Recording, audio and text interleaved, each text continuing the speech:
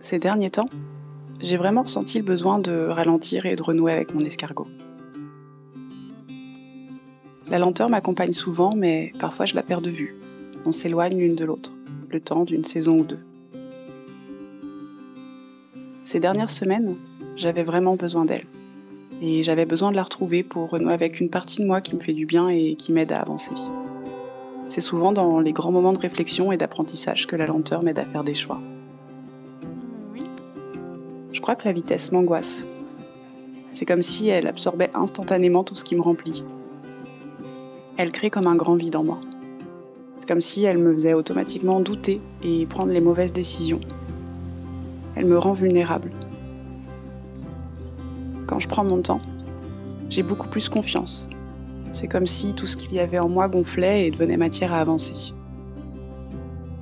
Dans de nombreux choix difficiles, la lenteur m'a accompagnée, comme une fidèle amie. Elle m'a aidée à ne pas avoir de regrets. Au quotidien, elle m'aide à moins douter, à avoir plus de force. Dans mes apprentissages, elle m'aide à mieux comprendre ce que je fais. Elle laisse le temps aux choses de s'ancrer, de s'imprégner plus fortement dans le temps. Et ça fait du bien de ressentir tout ça quand on n'a pas trop confiance en soi et qu'on doute en permanence. Alors maintenant, je l'accueille à bras ouverts. Je célèbre le rythme de l'escargot et j'avance paisiblement. La lenteur ne me définit pas, mais elle m'accompagne parfois, à des moments précis dans ma vie. J'alterne entre plusieurs rythmes, au fil de mes besoins et des endroits où je suis.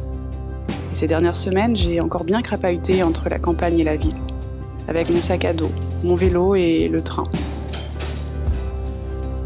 Et la douceur de la lenteur m'a également accompagnée harmonieusement.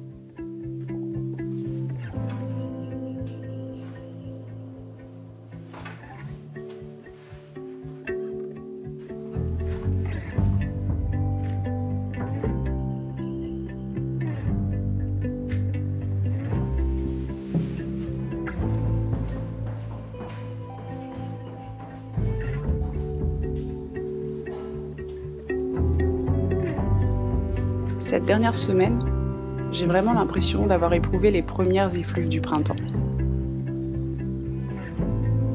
J'étais en ville et c'était vraiment chouette. Pour une fois, je me suis sentie au bon endroit, en parfaite harmonie pour profiter et savourer des premiers rayons du soleil. Il y a de ça quelques années, je sais très bien que j'aurais été malheureuse de ne pas profiter en pleine nature, que j'aurais eu l'impression de gâcher ce moment, de gâcher quelque chose.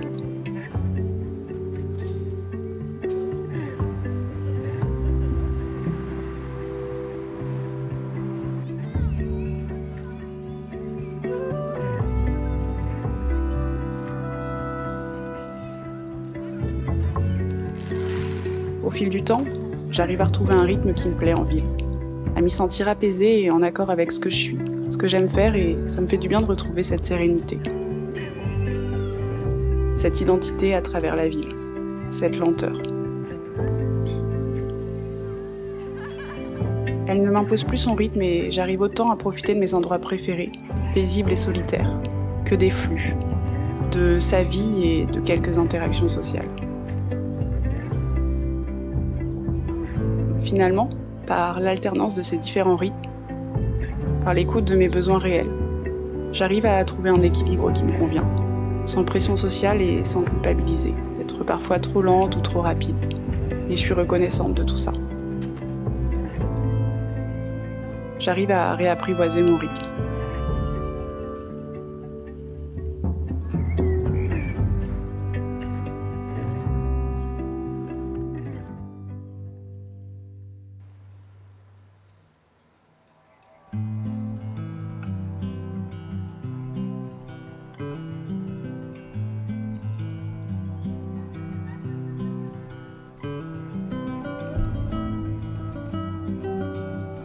Je crois qu'au fond, toutes ces histoires de rythme et de lenteur ne sont simplement qu'une conception de la société, qui nous impose un rythme défini, et que quand on arrive à prendre le temps de vérifier le nôtre, à l'entendre, on se rend compte que notre rôle social est parfois trop demandant, et qu'on s'épuise sans s'en rendre compte, sans le comprendre.